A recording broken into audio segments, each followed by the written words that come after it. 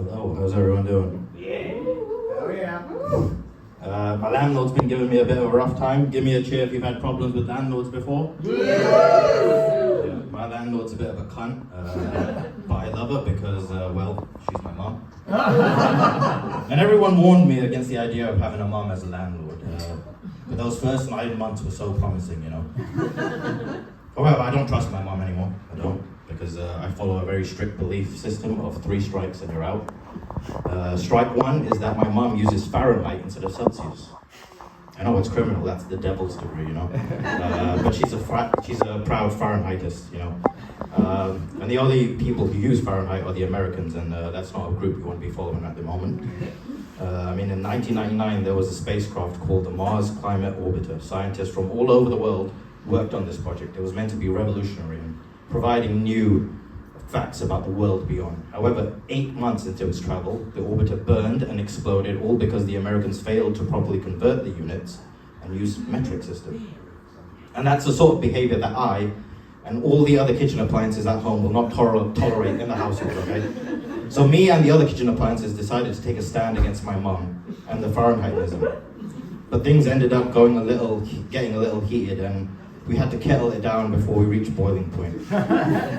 But in the end, we came to a compromise, so now my mum only uses Fahrenheit for the weather.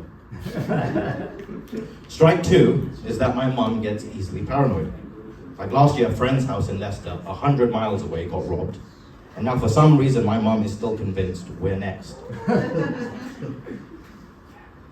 So now she's made it her mission to ensure that every possible entry point into our home is locked at all times.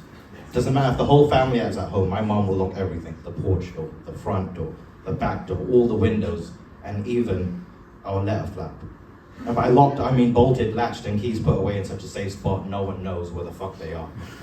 So when people ask if I still live at home, I tell them no, I'm trapped at home. Because my home is an escape room on the highest difficulty level, where the joy of solving puzzles is non-existent. And instead, I'm left rattling my cup against the iron bars as I greet Amazon delivery drivers to the sound of "Nobody knows the trouble I've seen." Yeah, mate, it's fine, just leave it there by the door. Nobody knows my sorrows. But I've tried to compromise with my mum, and I've asked her, "Mum, can we at least leave the awning windows unlocked?" And you know, these are like the little windows in the bathroom and kitchen you leave ajar to let fresh air in. These windows that in an Indian household are vital to disrupting the cycle of curry. And how